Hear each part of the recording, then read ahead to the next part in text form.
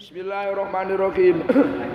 Bab idza kana, bermulai bab menerangkan idza kana apabila ada itu bainal imami antara imam wa bainal qaumi dan antara kaum, maksudnya makmum, para makmum, kaitun apa tembok atau pagar au sutrotun atau sutro. Qala berkat Al-Hasan, siapa Hasan Basri, la baksa, tidak ada masalah, itu maujud, nggak ada masalah. La baksa, orang masalah itu maujud, nggak masalah. Antusolia, pada hendaknya sholat siapa kamu, wabainaka, kali itu antara kamu, wabainahu dan antara imam nahrun apa sungai. Waqala Abu Mijlasin, yaktamu bermakmum, yaktamu bermakmum mengikuti, yaktamu mengikuti siapa saksun bil imami dengan imam. Wa ingkana sekalipun ada itu bainahuma antara saksun dan imam torikun apa jalan, au jidarun atau tembok. Yang penting idza sami'a, apabila mendengar siapa makmum takbirul imami pada takbirnya imam. Takbirul imam pada takbirnya imam.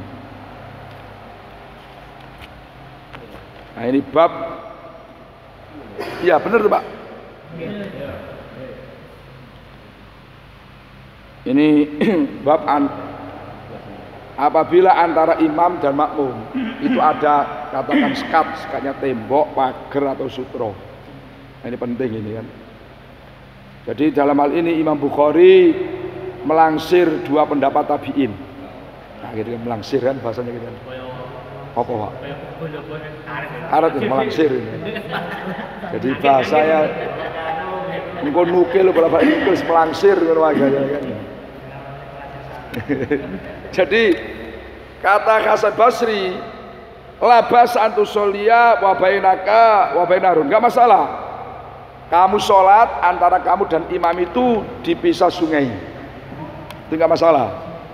Nah, enggak masalah. Contoh begini, misalkan katakanlah gambaran di Selangor ya kan, imamnya di depan apa ya?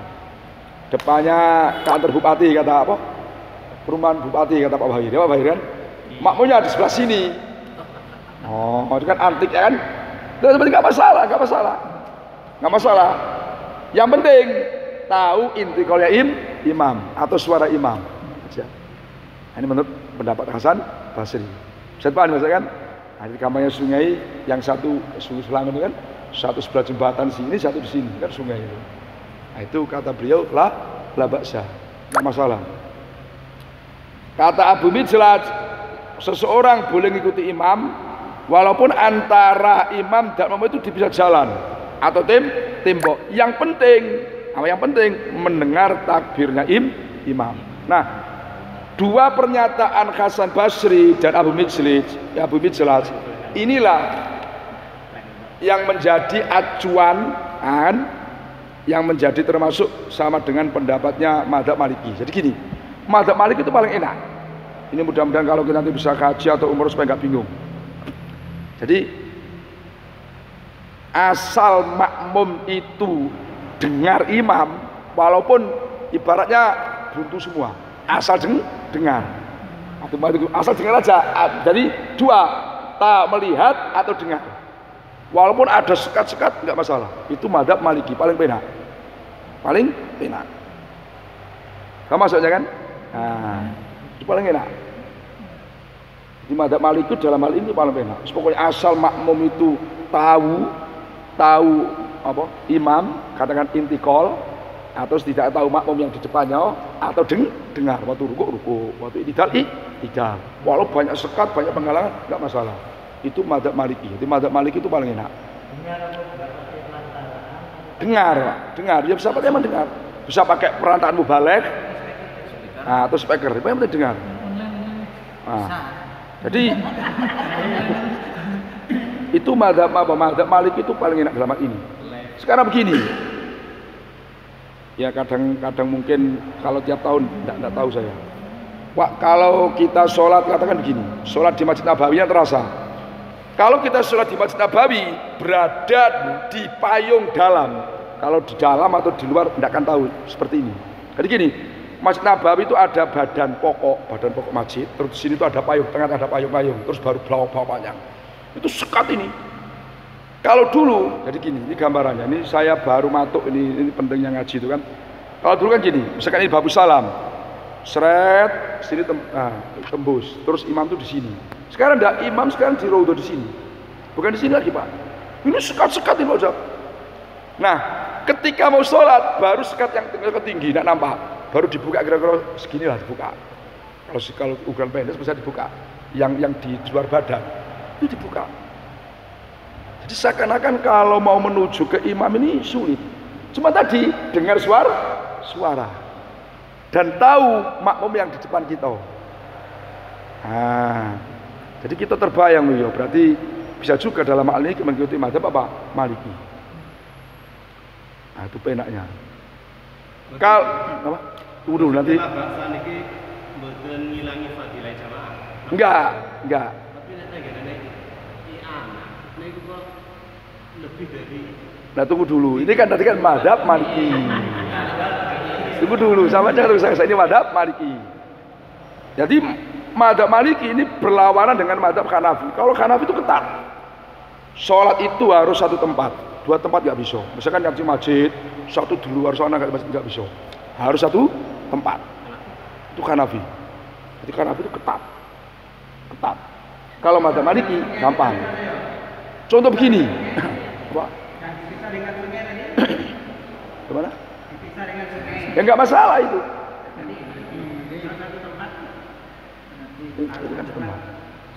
Nah, itu Hanafi itu aman. Yang penting tahu takbiratul ihramnya imam. Tunggu tuh keterangan saya ini nanti kalau tidak paham bertanyakan. Ini saya beberkan dulu. Mazhab Maliki dan mazhab apa? Hanafi. Nah, termasuk kehebatannya mazhab Maliki. Ini mudah-mudahan nanti yang umur atau haji. Ini sampai dengarkan.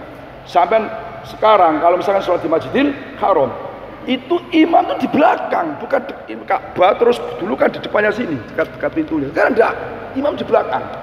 Mungkin sama janggal. Loh, imam kok ini iki makmum ning ngarep mesti sama janggal. Berarti janggalnya kan? Mesti imam di depan. Nah, saya kemarin saya nyari-nyari. Nah, imam ini. Ternyata imamnya di belakang. Kira-kira lurusnya Bab Abdul Aziz, King Abdul Aziz. Nah, kalau dalam mazhab Imam Ahmad, Imam Hanafi itu enggak sah imam harus di depan.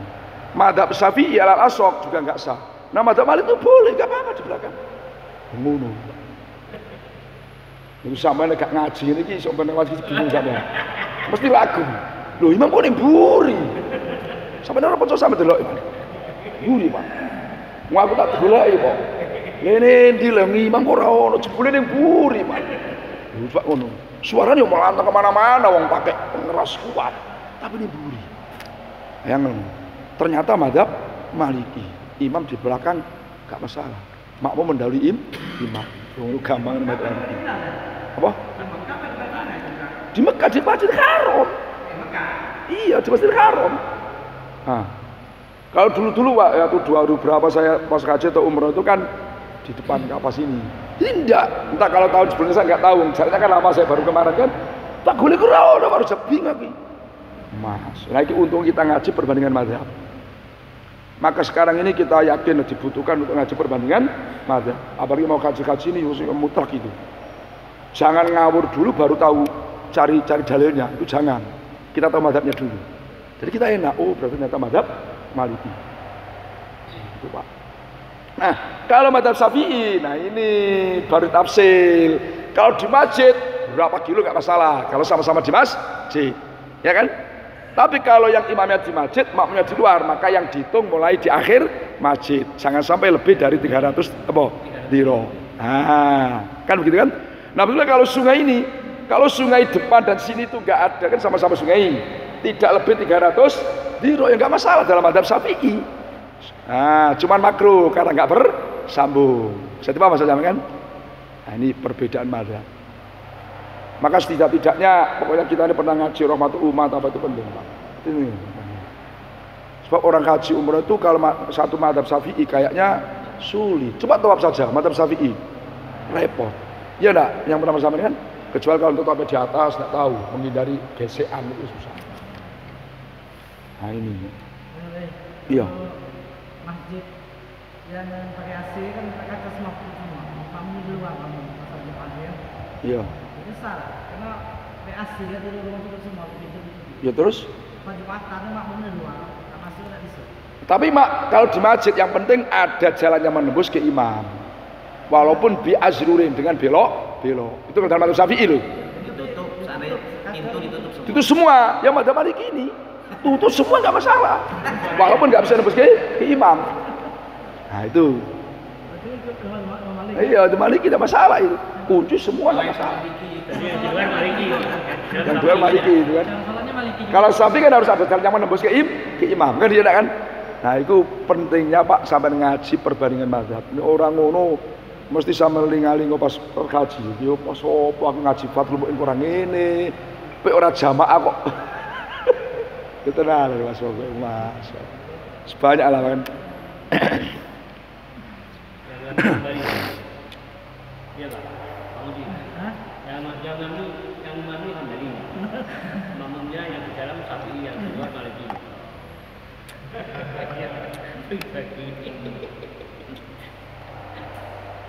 Terus ini ya penting, ini penting.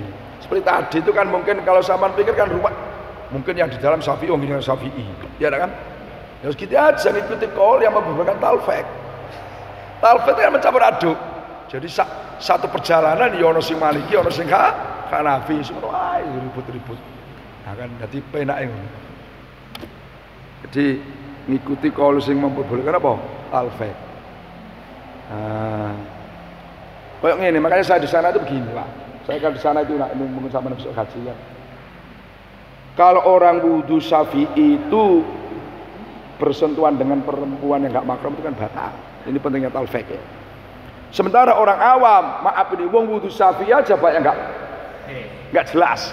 Apalagi pindah mazhab kan itu baik. Nah sudah gimana solusinya? Ya sudah Bapak mazhab apa wudu Syafi'i saja. Cuman batal yang ikuti apa? Hanafi sama talfek atau ngikuti Maliki. Nah, orang awam kok mau pindah mazhab, wong sak mazhab pusing kok mau pindah mazhab. Ayo. Usul haji berangkat alhamdulillah. Usul haji berangkat piro? Ayo. Nah, ini Pak.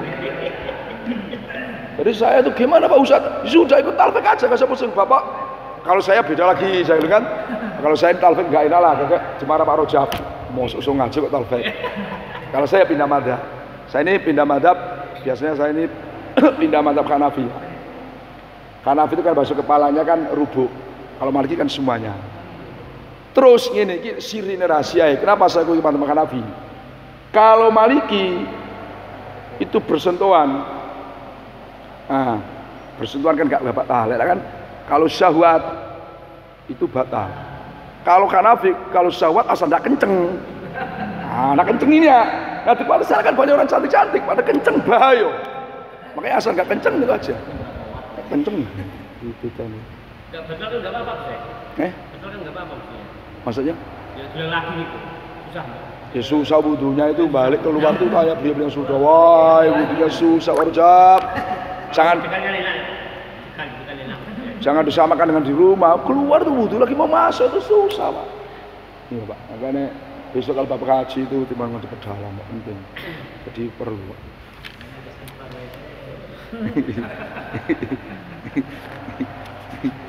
Qala Imam Bukhari kata sana Muhammad sallam qala Muhammad akhbarona abda an Yahya bin Sa'id al-Ansari an Amro an Aisyah qalat Aisyah karena ada siapa Rasulullah sallallahu alaihi wasallam yusol itu salat siapa Nabi minalaili dalam waktu malam fi hujratihi di dalam kamarnya Rasulullah. Hujro ini ada yang mengatakan hujro kamar. Wajdaru hujro bermula temboknya kamar itu kosirun pendek. Faro'a maka melihat anasu siapa manusia, maksudnya sahabat zaman itu sakso Nabi pada dirinya Nabi Muhammad sallallahu alaihi wasallam. Faqoma maka berdiri unasun. Siapa beberapa sahabat yusoluna kali salat siapa unasun bisolati dengan mengikuti salatnya Nabi. Fasbaku maka masuk waktu pagi. Siapa unas fatakadasu maka bercerita-cerita siapa nas. Bidzalika dengan yusoluna bisolatihi. Faqoma maka Qiyamul lail, siapa Nabi alailata asaniyata, dalam malam yang kedua. Faqoma, maka berdiri ma'au bersama Nabi unasun yusoluna, sholat siapa unasun bisolatihi, dengan mengikuti sholatnya Nabi. Dan sona'u, melakukan siapa kaumun dalika pada itu yusoluna bisolatihi, lalaita ini 2 malam au salasan atau 3 malam. Kata idakana, sehingga ketika ditemui apa waktu, ini waktu maknanya, waktu. Ba'da dalika, setelahnya itu lailatani au salasan jalasa, maka duduk, artinya duduk di rumah, tapi tidak keluar. Siapa Rasulullah SAW, falam yakhruj, maka tidak keluar siapa Rasulullah.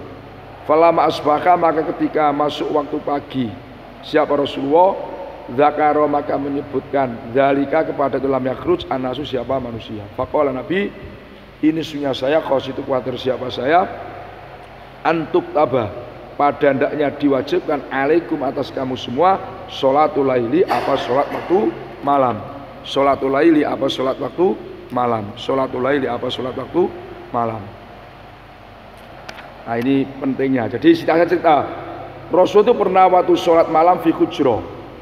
Bahasa hujro ini ulama itu berbeda pendapat. Cuman kalau Umdatul Qori, ini hujro itu mengartikan kamar. Ada yang enggak, hujro ini bukan kamar Nabi. Jadi Nabi itu punya katakan tikar, terus tikar itu dibuat apa? Satir. Nah, jadi bukan kamar. Baca satir. Tadi posisi Nabi sholat di masjid, bukan di kamar rumah. Dengan Nabi itu namanya hujro. Makanya saya Utsaimin itu milih wondak hujro ini jangan diartikan kamar Nabi itu. Nabi sholat di masjid, cuman tikar Nabi itu dibuat satir. Nah, sehingga kayak bentuk kayak hujro. Terlepas dari itu, Nabi itu kalau di Aisyah sholat waktu malam di kamarnya hujronya, wajidarul hujroti qasirun. Kebetulan temboknya itu pendek. Kenapa hujronya itu pendek, satirnya pendek. Faro'an nasub saksi Nabi, terus sahabat tahu dirinya Rasulullah SAW. Nah, faqoma nas yusoluna, terus sahabat sholat ngikuti sholat Nabi. Nah inilah yang dibuat dalil satu, sholat sunat boleh berjamaah. Ini kan sholat wajib kan, sahabat mengikuti sholatnya waktu malam. Jadi sholat sunat berjamaah. Yang kedua, waktu itu ini kan nggak dijelaskan Nabi niat jadi imam apa tidak. Ini yang dibuat dalil bahwa orang imam tidak wajib jadi imam. Nggak jadi imam nggak masalah. Ini dalilnya. Sebab Nabi itu nggak ada keterangan ini niat jadi imam pati. Karena bila sholat terus sahabat ngikuti. Sekarang pertanyaan Nabi tadinya jadi imam apa tidak? Kan nggak jelas. Paham saya kan?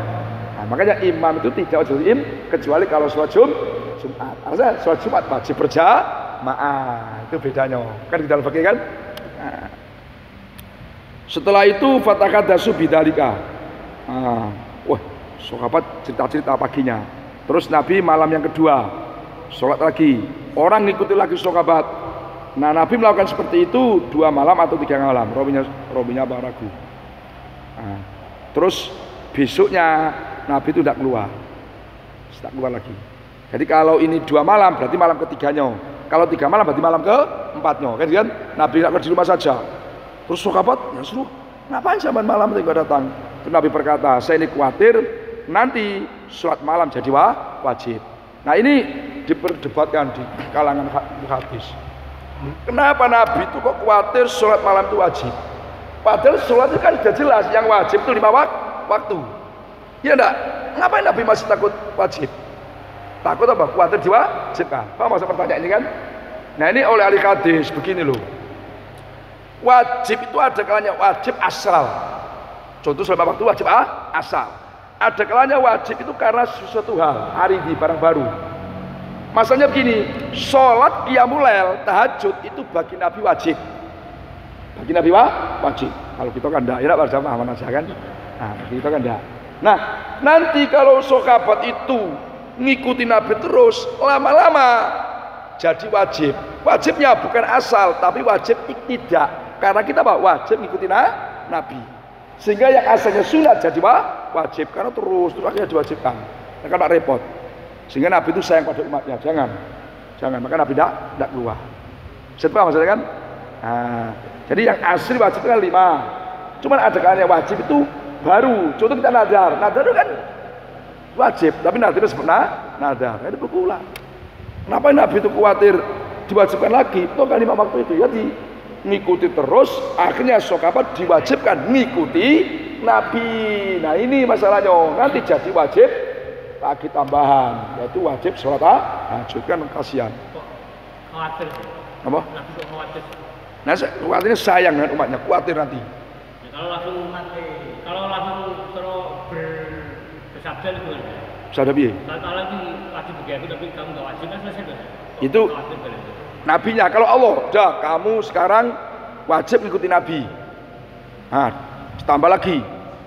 Untuk apa? Untuk sholat tahajud kan ya nyusah.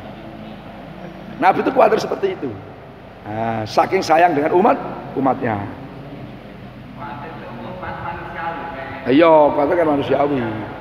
Dan itu menunjukkan apa? Sayangnya Rasulullah Shallallahu Alaihi Wasallam. Nah, sekarang ini perdebatan lagi. Tadi diartikan, Nabi itu kan sholat di Hujro. Ini kita paham sama-sama ya. Hujro itu tidak masuk masjid. Hujro zaman Nabi itu kan tidak masuk masjid. Lah inilah yang dibuat dalil oleh fuqaha. Sholat sunat itu lebih utama di rumah daripada di masjid. Apa salah si Nabi itu sholat di masjid? Oh dekat. Karena rumah Nabi itu kan dekat masjid. Tapi Nabi kan di Hujro. Ya kan? Nah ini yang dibuat dalil fuqaha, sholat sunat itu lebih utama di mana? Di rumah daripada di masjid. Sekalipun kata fi Masjid Nabawi. Loh kok bisa begitu? Loh, yang ditempati Nabi itu kan Masjid Nabawi. Ya kan? Tapi Nabi kan gak sholat di Masjid Nabawinya, tapi di kamarnya. Nah, ada pengecualian. Ini Pak, kecuali ghuraba, orang-orang asing, lebih utama sholat sunat di Masjid Nabawi daripada di rumah. Nah, dalilnya wong umroh haji sholat sunate di Masjid Nabawi. Kalau tidak di hotel. Itu fatwanya ulama ya. Yang mana? Lebih utama sholat di kamar rumah itu fatwa ulama bukan fatwa Nabi ya. Bukan. Jadi gini, dari bahasa nanti ada keterangannya ada. Tunggu dulu Pak Kodir, nanti ada nanti. Jadi Nabi itu mengatakan yang lebih utama sholat sunat itu di rumah ilal maktubah. Nanti di belakang nanti ini masih panjang ini. Pokoknya sabar dulu Pak Kodir. Jadi sholat di sholat sunat di rumah itu lebih utama daripada sholat di masjid. Walaupun Masjid Nabawi ini tadi ngambilnya ini kan Masjid Nabawi tadi kan Nabi sholat di Hujro. Kecuali lil ghuraba, termasuk ghuraba kan jamaah haji umroh. Nah ini ki Syekh Utsaimin cerdas. Sekarang misalkan ada orang begini, lah sholat di masjid di Masjid Nabawi itu kan 1 rakaat sama dengan 1000 rakaat. Lah kan utama di situ. Ngapain kau sholat di mana? Di rumah. Kata Syekh Utsaimin. Tahu enggak kamu? Ngikuti petunjuk Nabi itu lebih hebat daripada sekedar pahala. Ngono dalile. Jadi ngikuti petunjuk Nabi lebih hebat daripada sekedar ngejar pahala. Hatta fi Masjidil Haram. Itu menurut Syekh Utsaimin. Syekh Utsaimin itu kan pembesarnya orang Wahabi, rujukannya orang Wahabi. Nah, ini nanti belakang kita bahas nanti. Nanti kita bahas Masjidil Haram, ini ada pembakasan. Nanti untuk sampai haji kan. Bab sholatil laili, bab menerangkan sholat malam. Hadatsana Ibrahim ibnul Mungdir.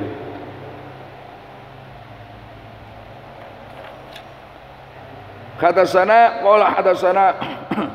Ibnu Abi Fudail hadatsana Ibnu Abi Dhi'b bin Anil Maghburi an Abi Salamah an Abdurrahman an Aisyah an Nabi sallallahu alaihi wasallam kana ada itu lau bagi Nabi khasun tikar.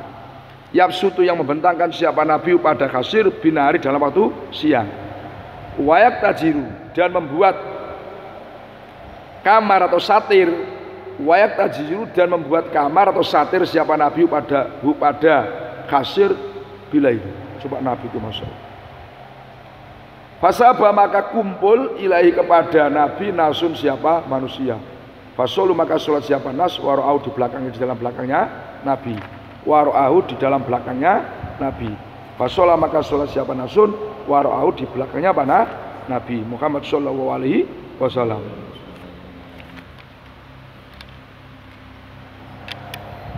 Nah ini jadi kata Siti Aisyah Nabi itu punya tikar kalau siang dibentangkan ya untuk kebutuhan tamu, keluarga.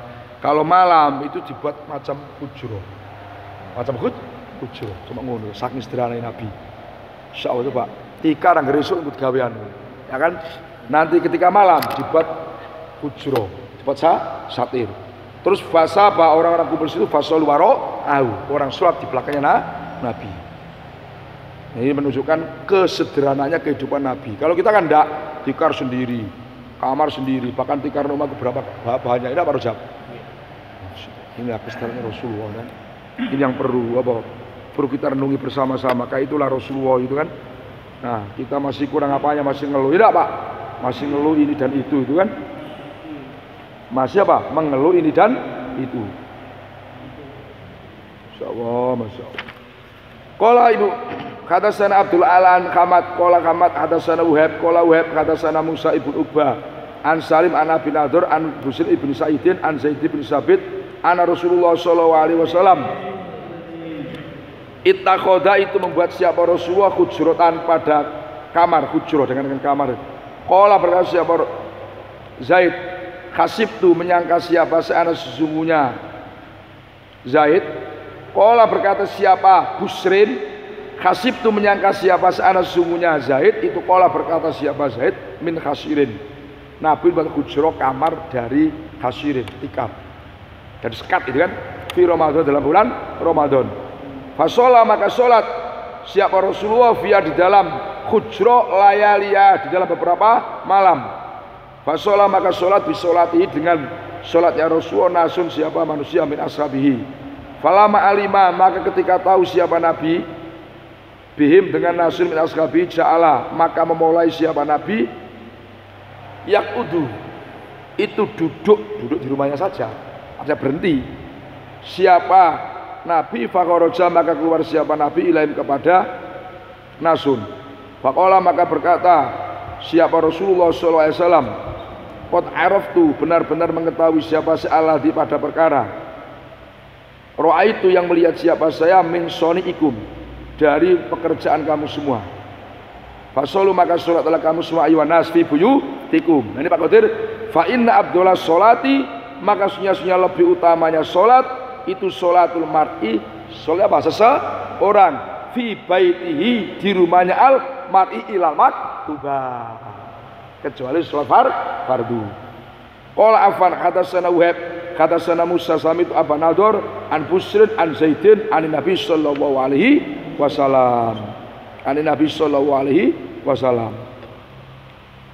Nah ini Nabi jelas ini kan bahwa Rasulullah sallallahu alaihi wasallam pada Ramadan ini ya beberapa malam sholat dengan sahabatnya kan. Terus ada satu riwayat itu 2 hari, ada yang 3 hari. Nah Nabi seterusnya nggak keluar. Nah nggak keluar ini dalam syarah hadis ini sahabat itu ya banyak macam-macam. Ono sing bacanya keras-keras, orang yang rame-rame. Nah pokoknya macam-macam. Nah ini terbayang misalkan ada santri nunggu kiai ini suwe brok-brok ya wajar wong sahabat zaman Nabi ku ya ngono padha wae. Apa? Jadi sahabat nunggu Nabi lama iki macam-macam. Kalau suara keras-keras macam-macam kan. Nah ini enggak kiai tunggu santri jamaah teriak-teriak kiai marah-marah. Ora disupan riadab. Oh, itu kabeh. Wah, tunggu ngono ya, Pak. Nah santri nunggu suwe. Nabi ku kalah begini. Nah, akhirnya Nabi qad araftul ladzi ra'aitu min aku tahu apa yang kamu tahu. Aku tahu. Piye ono sing brok-brok sing Nabi tahu. Nabi tahu. Nah, sudah kata Nabi shallun ayyuhan sallu fi buyutikum fa in abdullah sholati sholatul mar'i fi baitihi ilal maktubah. Nah ini dalil sholat surat itu yang lebih utama di rumah ilal maktubah. Bahkan kata fi masjid Rasulullah sallallahu alaihi wasallam kecuali lil ghuraba. Kecuali lil ghuraba. Nah, Syekh Utsaimin apa? Saya terus. Ya ini supaya tahu begini loh, kita harus tahu. Jadi gimana cara berpikirnya orang Wahabi itu kenapa? Ya tadi itu. Gini loh, Nabi ini kan jelas ini, pokoknya kecuali sholat maktubah. Kalau nggak maktubah jangan di masjid, terutama di rumah kan gitu. Paham mas? Nah ini disangkal, nggak bisa disamakan seperti Masjidil Haram. Nah ini Masjidil Haram tuh nggak bisa. Kalau si Utsaimin kan walaupun di Masjidil Haram. Nah ulama ini mudah-mudahan ini jadi ilmu saja, cuman diambil baiknya. Pengertian masjid sholat gini mas. Orang sholat di Masjidil Haram itu kan 100.000. Nah, yang di Masjidil Haram itu yang mana? Yang mana? Ini ada beberapa pendapat. Yang pertama, yang Masjidil Haram itu maknanya Ka'bah. Ka'bah. Jadi karena fawallu wujuhakum syatrul Masjidil Haram. Kan arahkan wajahmu syatrul Masjidil Haram itu maknanya Ka'bah. Ini pendapat ulama yang mengatakan sholat yang nilainya seberapa? 100.000 ya nah, itu di Ka'bah. Itu yang pertama. Ini repot ini. Itu nggak mungkin oleh ini. Soalnya Ka'bah. Yang kedua, ini Ka'bah dan sekelilingnya. Nah, Ka'bah dan sekelilingnya. Berarti kita masuk pelatarannya ini. Nah, pendapat yang ketiga yang masyhur, yang dimaksud Masjidil Haram itu adalah tanah haram semuanya. Tempat sujud di tanah haram. Yang penting tanah haram ya termasuk 100.000. Nah ini dibuat dalil sama haji umroh yang malas-malas ke masjid. Gimana? Sholatnya kan di apa? Di hotel. Ya kan? Yang penting hotelnya masuk apa? Tanah haram. Nah ini Pak.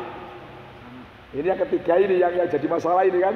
Orang tahu kita sholat di maktab di maktab di mana sama saja Masjidil Haram. Ada pendapat enggak yang masuk Masjidil Haram sini Mekah. Wah asal masih tanah Mekah. Ini tambah luas lagi. Ada yang pendapat enggak yang dimaksud Masjidil Haram yang nilainya satu rakaat sama dengan apa? 100.000 itu tanah haram ditambah Arafah. Karena Arafah itu tidak masuk tanah haram. Ini sama dengan kaji ling-ling. Arafah itu tidak masuk tanah haram. Di mana kok tidak masuk tanah haram? Nah ini sama perlu paham. Orang haji atau umroh itu dalam amaliyah itu harus pelaksanaannya ada di dua tanah haram dan tanah di luar haram. Contoh begini, ketika orang itu haji ya, sudah haji kan dia di Mekah. Tengok, ketika wukuf pergi ke Arafah itu di luar tanah haram. Terus nanti ke Musdalifah. Nah Musdalifah itu sudah tanah haram. Terus ke Mina. Sekarang gini, kita mau umroh. Kita sudah umroh mereka kan. Nah, ketika kita umroh pasti cari mikot ke Tanim, ya kan? Atau Jirona. Tanim juga di luar tanah haram. Nah, ketika kita datang, misalkan kita ini mau haji atau umroh, katakan kita ini haji tamatu. Kalau dari Madinah kan berali di luar tanah haram. Pelaksanaannya tawaf sa'inya di tanah haram. Dia maksudnya kan, jadi wong ibadah haji itu pelaksanaannya ada di dua tanah haram dan tanah di luar haram.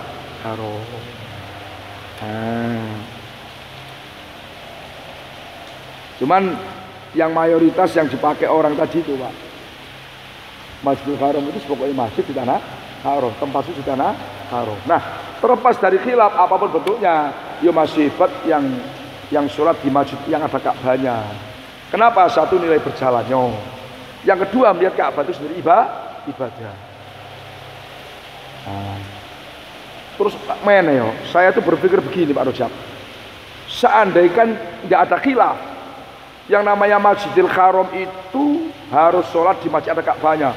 Terus sekian banyak ramai ini, waduh malah gak muat, malah repot. Ini kan malah masakot. Dengan adanya khilaf ini kita harus sing yang di sholat yang di mana di martos gak seperti tepoyoi ben orang repoti beda ben orang ngebeki masjid kan ngono Pak Rojo tidak pada saat. Nah kita hari kemarin kan untung pokok gak ngebeki dari masjid apa kan ngono ya bawa zaman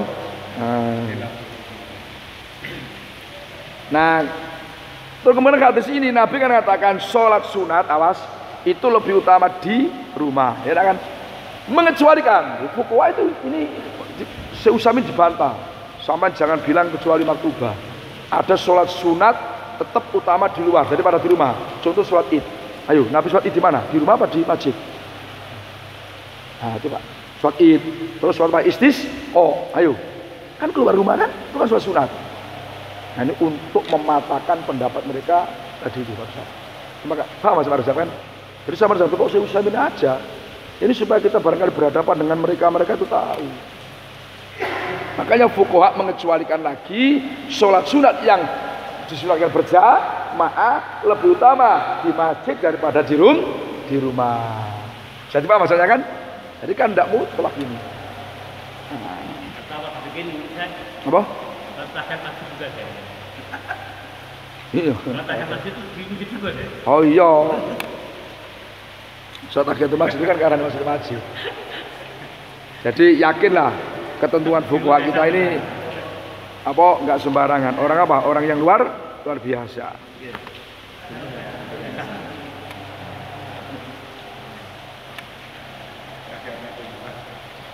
Nah ini kan ada hadis yang diriwayatkan oleh Zaid bin Sabit kata Rasulullah sholatul mar'i fi baiti afdalu min sholatihi fi masjidi hada. Sholatnya seseorang kan di rumahnya lebih utama daripada sholat di masjidi hada. Nabi masjid saya ini. Artinya baru ya ilal ubah. Nah ini maka Syekh Utsaimin itu secara umum pokoknya enggak ada gerobak-gerobakan. Walau jamaah umrah sholat sunat utama kasih masjid. Nabi yang bilang kok kamu nak willy ngono iki baru. Iku nafsi. Apa sih? Iya deh. Kira-kira apa hikmahnya utama di rumah daripada di masjid? Gimana Pak? Saya? Kenapa utama di rumah padahal di masjid itu lebih besar?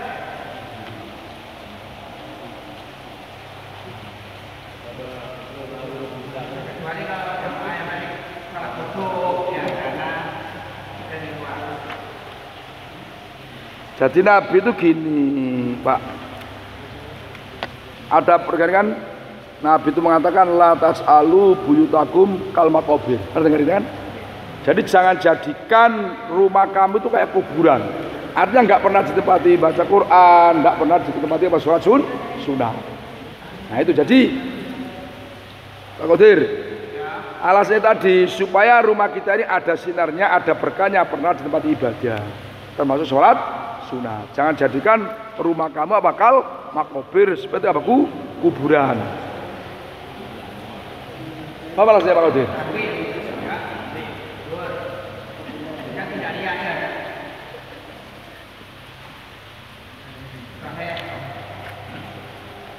Pak Qadir ini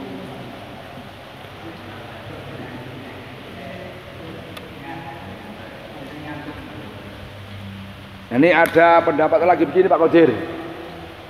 Inna makhassa ala nawafil fil buyut liqauni akfa wa abada minariya wa aswanu minal mukhbitat wa yatabarraka al baitu bidzalika wa tanzilu bi ar-rahma wal malaikat wa tangfiru min asyayatin. Jadi alasannya kenapa sholat sunat itu kok lebih baik di rumah daripada di masjid?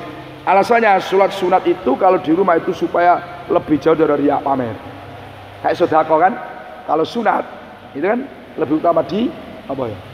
Disamarkan. Kan kalau wajib dinampakkan. Nah itu kemudian alasan lagi sholat sunat di rumah itu waliyatabarok albait supaya rumah itu ada keberkahannya digunakan ibadah terutama sholat. Watang zilu ar-rahmat di dalam rumah itu biar turun rahmat wal malaikat. Watang firu fi minhus syayatin setan lari karena tempat ibadah. Itu sholatnya pindah-pindah ya? Apa? Di dapur, di kamar tengah, kamar depan. Nah itu kan supaya apa, memperbanyak kesaksiannya aja. Semakin banyak tempat yang kita gunakan sujud, semakin banyak saksi. Kan gitu pada Ustaz Jan? Nah, iya. Masalah salat sunat kan ada tak ketentuannya harus di rumah harus masjid. Tapi salat sunat kuliah dia Iya. itu harus di rumah atau masjid yang ada. Ada pendapat itu kan pernah kejadian di kampung orang sudah azan di masjid rumah salat kuliah sudah sebut rumah lalu ke masjid terlambat. Mana afdalnya kerja di rumah salat sunat itu daripada di masjid? Ya kuliah dia. Jadi gini, Ya. petunjuk dari Nabi, sholat sunat itu ini yang kecuali sholat yang sholat jamaah ya. Itu utamanya kan di rumah. Utamanya di rumah daripada di masjid. Sekarang muncul permasalahan baru. Seandainya kita ini sholat sunat di rumah, nanti ketinggalan jamaah kan gitu. Maksud sama kan gitu kan? Gimana maksudnya? Iya. Ya gitu. Iya seperti itu. Seperti itu. Afdal kuliahnya itu di rumah daripada masjid. Tidak kuliah zuhur. Ba'da zuhur. Karena lebih baik kita kerjakan di rumah. Sholat sunat itu atau di masjid. Kalau kita di rumah nanti ketinggalan jamaah. Kalau di masjid kita nggak ketinggalan jamaah. Kan gitu maksudnya kan? Nah sekarang kan diadu. Caranya diadu. Ini diadu. Sekarang gini. Sholat itu sunat. Ya kan hukumnya sunat. Kalau kita di masjid tetap bisa melaksanakan. Cuman afdolnya kan di rumah. Cuman kalau kita sholat sunat di rumah nanti ketinggalan jamaah. Tuh jamaah itu ada yang mengatakan wajib, ada yang mengatakan fardu kifayah. Berarti gimana? Yo kalau memang kuat dengan jamaah yo enak di masjid. Dan pamangan supaya nggak ketinggalan jamaah. Kita tetap dapat apa? Qobliyah ba'diyah. Katakan qobliyah tadi kan, kalau ba'diyah kan bisa di rumah ya kan. Tapi kita bisa berjamaah. Sebab nilai jamaah itu tidak bisa dikalahkan dengan kelebihan sholat di rumah. Maksudnya fadilahnya maksudnya. Tapi kalau sekalipun sholat kuliahnya di rumah, tapi tetap ikut kedengarannya tidak ketinggalan. Nah kalau yang ketinggalan ya enak di rumah. Iya.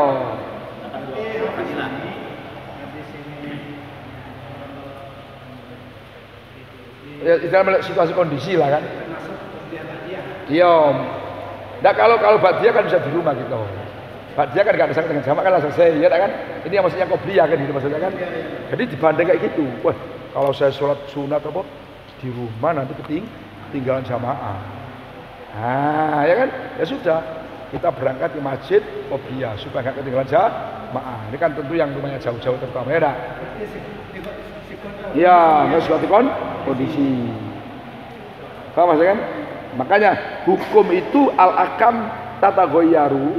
Hukum itu bisa berubah bitaghoir asman. Sebab berubahnya situasi kondisi. Paham maksudnya kan? Nah. Ini berlaku untuk perempuan apa tidak ini? Maksudnya? Hadis yang tadi itu. Dalam waktu batas. Banyak bola sholati, mari itu termasuk perempuan atau sholat ajar. Jadi gini, idza sta'danakum nisa'ukum bilaili la masjid. Kalau istri-istri kamu katakan anak perempuan kita kan, idza sta'dana nisa'ukum. Kalau keluarga kita yang perempuan minta izin kita ke masjid, kata Nabi fa'danu lahum. Idini, cuman wa buyutuhum khairul lahum. Rumah lebih baik bagi mereka daripada di masjid. Ini dengan catatan kalau ke masjid itu enggak menimbulkan fitnah, ya enggak di masjid. Nah, jadi gini loh. Pada dasarnya apapun betulnya jamaah tetap lebih utama di masjid. Siapa saja, baik perempuan maupun laki, terkecuali kalau perempuan ini ke masjid menimbulkan masalah. Kalau bermasalah ya di masjid. Paham mas gini kan? Nah, kalau nggak ada masalah, enak di masjid.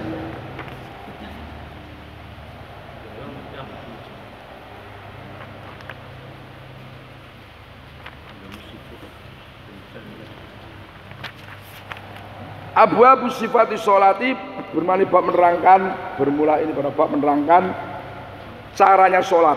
Sifat mana cara? Ai kaifiyah. Bermani bab menerangkan beberapa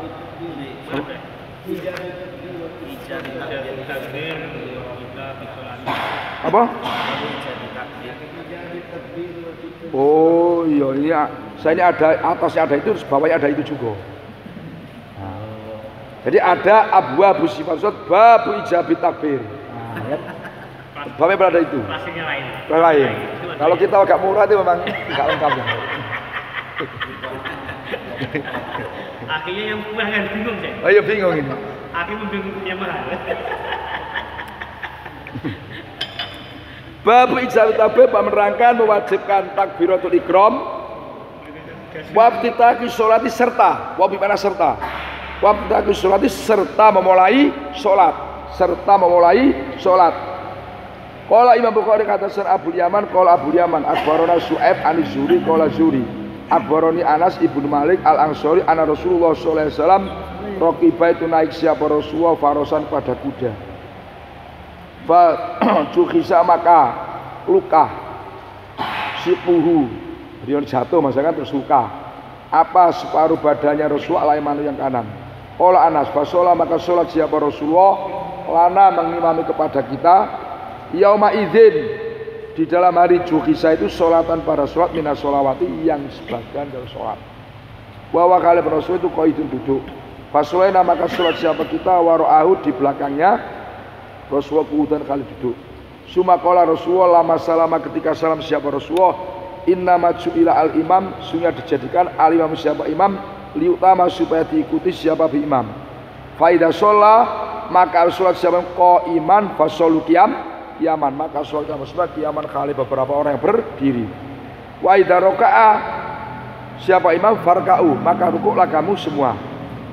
Wa idza rafa'a apabila bangun siapa imam ya farfa'u maksudnya ngangkat kepala kan farfa'u. Wa idza sajada ya fajudu.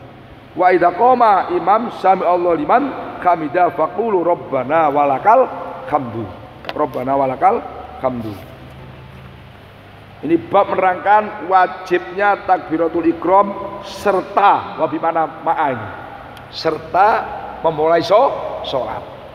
Nah ini Imam Bukhari ini sama dengan Imam Syafi'i, Imam Malik, Imam Ahmad mengatakan takbiratul ikram itu rukun sholat. Kalau Imam Hanafi enggak, takbiratul ikram bukan rukun syarat sholat. Nah, ini bedanya. Jadi ini beda tipis. Beda tipis. Loh, yang namanya takbir itu kan belum sholat itu. Rukun itu kan setelah. Ini kan belum. Baru mulai. Jadi syarat sholat takbiratul ikram. Kalau Imam Syafi'i dan lainnya, ya ndak itu rukun. Rukun itu masuk kok. Jadi beda tipis itu, Pak. Ono sing cara Imam Hanafi syarat. Cara Imam apa? Imam Syafi'i kan rukunnya termasuk apa? Rukunnya sholat. Beda tipis ini. Beda tipis pokoknya. Ono sing aran syarat, ono sing aran apa? Rukun. Beda tipis. Bab ditagi sholat serta apa? Mulai sholat. Jadi takbiratul ikram itu awal apa? Mulai sholat. Abu Hanifah itu syarat sholat. Nah, Imam Malik, Imam Syafi'i takbir itu rukunnya sholat. Rukunnya sholat. Nah cuman ini tanaki itu sholat bimujaradin niat bila takbirin. Ono mana Az-Zuri ngatakan gimana? Sholat itu asal wis niat, gak mau takbir gak apa-apa. Mana sama jangan heran. Di masjid itu jadi wakai ya. Ketika di masjid Jakarta Masjid Nabawi. Orang ketika Imam Allahu Akbar, orang sing meneng wae. Ini gak mau. Meneng wae, Pak. Jadi takbir itu sholat meneng wae. Jadi walaupun juga tidak syarat ini. Iya, jadi yang penting bimujaradin niat. Yang penting dia niat sholat walau tanpa takbir. Musuh. Mana sampean sok ben piro heran. Wong sholat kok ora takbir, mau cuma meneng ayo sih iki. Bok ono ulama pendapat sholat itu bimujarad ini walau bila takbir. Ini mana saya sampaikan ini supaya barangkali sampai besok di sana itu nggak heran, nggak kaget. Ya berarti aku mau ngene gitu. Wah, Memang ono model ngene iki kan. Nah, ono sing model ngene iki. Masya Allah, Masya Allah. Itu jari azuri.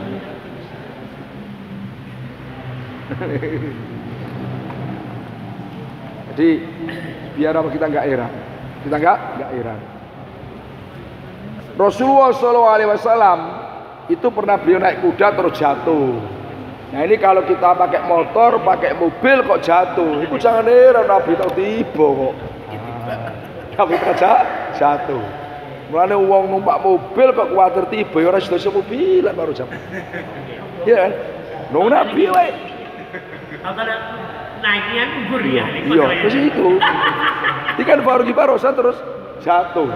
Nek wong numpak motor kok jatuh wis Nabi ngono wae. Ya lah. Nabi wae kuda tiba.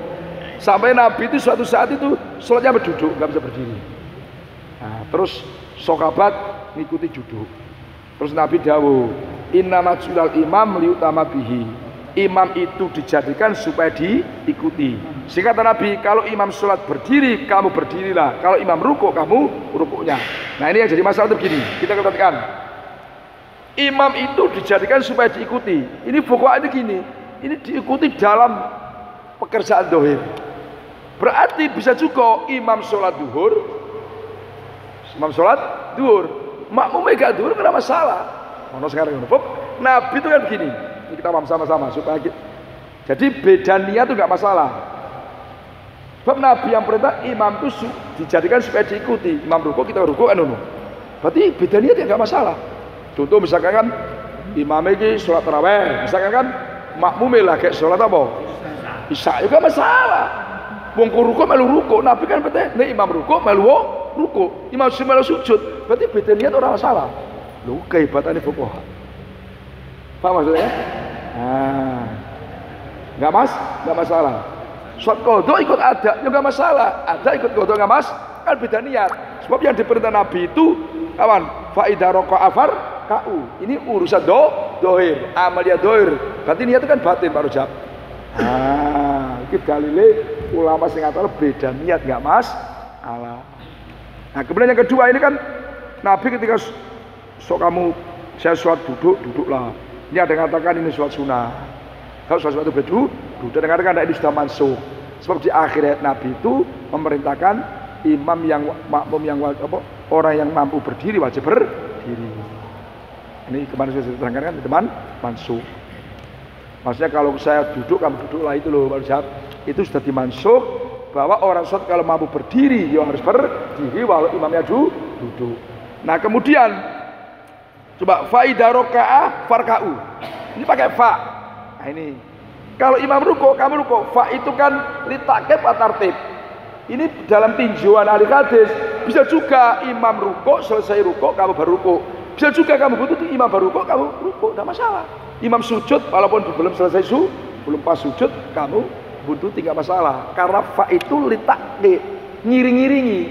Nah bahasa ngiring-ngiring kan nggak harus dia yang diiring itu pas selesai. Paham mas zaman? Nah, maka jangan menyalahkan. Wong itu masuk imam belum pas rukuk kita umumnya kita kan gitu kan jamaah itu loh. Terus umumnya bareng-bareng imam belum sampai sujud kita buntuti. Ya gak masalah wong farkaul takib ngiring-ngiring kan gak harus wong sing gitu iki mari orang begitu. Paham kan? Nah cuman mayoritas fuqaha itu sebaiknya imam itu udah rukuk kita baru rukuk. Imam sudah sujud kita baru sujud. Cuman prakteknya angel. Roto-roto imam lagi pe sujud terus buntuti. Ya kok bener salah wong fa li takib. Ngiring-ngiring itu kan buntuti buri. Enggak harus selesai sing di eloi. Paham maksudnya kan? Nah, ini kebenaran. Jadi paham maksudnya kan? Nah, gimana tuh? Jamaah si makmum itu bacaannya cepat. Si makmum itu bacaannya lambat. Jadi pas-paskan Fatihahnya si imam sudah rukuk dia masih terus di Fatihahnya. Setelahnya ini baru dia rukuk. Begitu dia ini yang terus.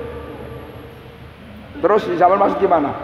Yang zaman maksud gimana maksudnya? Maksudnya makmum itu bacaannya lambat. Ya. Iya. Ini makmum cepat sekali. Waktu imam sudah rukuk, makmum ini masih baca-baca, terus dia berdiri, terus disusul dengan rukuk. Jadi gini Pak Qadir, sudah paham. Imam itu ada yang disebut batiul qiraah. Maca lambat. Orang makmum itu batiul qiraah. Bacanya lambat. Seperti ini makmum ini boleh ketinggalan 2 rukun itu boleh, Pak.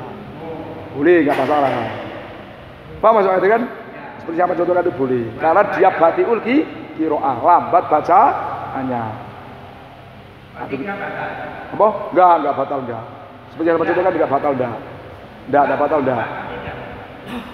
Enggak batal enggak. Siapa contohkan tadi kan? Enggak batal enggak. Cuman dalam fikih itu gini, Pak. Imamnya cepat. Makmum iki kira-kira wah, iki nek aku imam maca Fatihah rampung aku baru selesai Fatihah enggak kejar.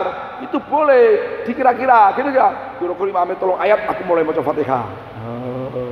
Paham ya kan? Sehingga nanti tidak ketinggalan. Kayak tarawih itu kan ngangong gitu kan. Sedangkan kita makmum apa? Muafik, wajib baca Fatihah. Kalau imam selesai Fatihah kita baru baca Fatihah. Wih, koyok gak ngejar. Sedangkan kita wajib baca Fatihah. Nah inilah kita harus bisa. Ketika imam mau coba Fatihah lagi oleh kurang ayat, kita semua coba Fatihah wae. Ini dalam keadaan apa? Wudu.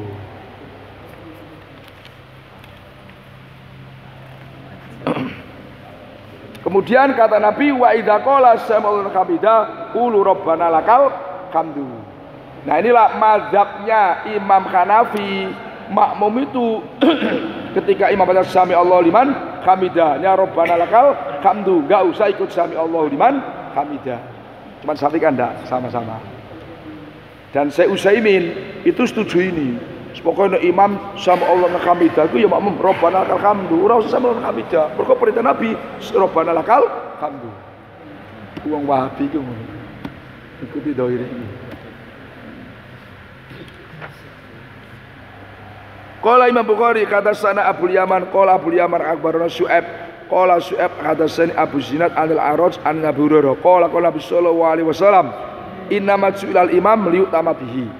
Imam itu jadikan liyutama supaya diikuti siapa bihi imam. Coba fa idza kabbara fakabbiru wa idza raka'a farka'u wa idza qala imam sallallahu liman hamidah faqulu rabbana walakal hamdu wa idza sajada fasjudu. Nah ini waidah sholat jalisan fasolu julusan ajma'un Ustaz Mansur yang belakang ini kan. Coba kalau imamnya duduk terus kita mampu berdiri duduk kan tidak cocok. Nah, ya kan? Jadi walau imamnya duduk kalau kita mampu berdiri jadi sholat wajib tetap wajib berdiri kecuali sholat sunat. Ini saya sampaikan tadi. Bab raf'il yadaini.